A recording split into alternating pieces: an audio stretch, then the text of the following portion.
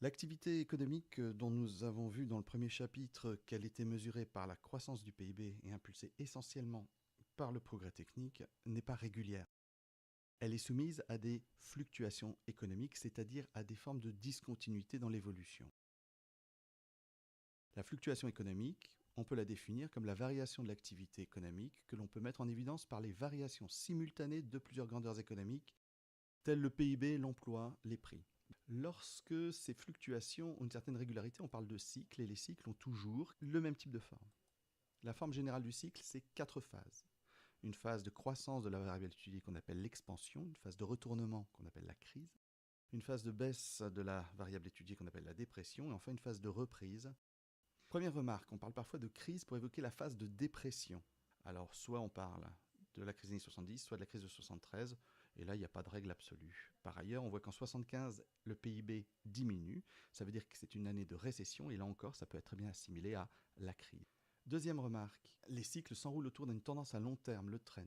Ce n'est pas parce que le cycle monte puis descend que nécessairement il revient au point de départ. Ici, le PIB, par exemple, augmente.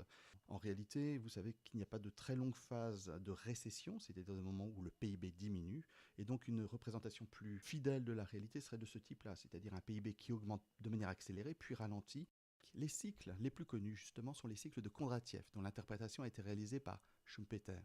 Ce sont des cycles longs de 50 ans explicables par les vagues d'innovation. Alors voici ce que Kondratiev met en évidence.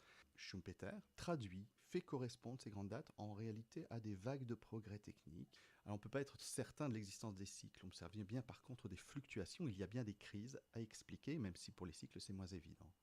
Ces crises ont des caractéristiques la plupart du temps différentes, si bien qu'il est difficile d'en donner une explication unique. La crise de 29, par exemple, est associée à une crise boursière. C'est une crise de jeudi noir, les cours s'effondrent, c'est une crise de surproduction. Quelles sont les caractéristiques de cette crise? Du chômage, une baisse des prix, ce qu'on appelle aussi la déflation, et un ralentissement de la hausse du PIB après une période longue de baisse du PIB. La crise 73 est associée au premier choc pétrolier 73 et connaît alors un ralentissement de la croissance plus de l'inflation. En fait, il n'y a qu'une année de récession, c'est 1973, et il y a ralentissement de la croissance plus inflation. Ça porte le nom de stagflation, ça veut dire que ça n'est pas une crise de surproduction. Les caractéristiques, chômage, hausse des prix, c'est-à-dire inflation, contrairement à ce qui s'est passé en 1929, et enfin ralentissement de la hausse du PIB qui débute dès la fin des années 60 et comprendra une année de baisse du PIB, 73, une année de récession. On peut s'interroger sur la crise de 2009, associée à la crise des subprimes et à la faillite de Lehman Brothers aux États-Unis. Caractéristique, le chômage là aussi augmente. Pas de déflation, mais une tendance déflationniste avec des prix qui augmentent pas ou peu.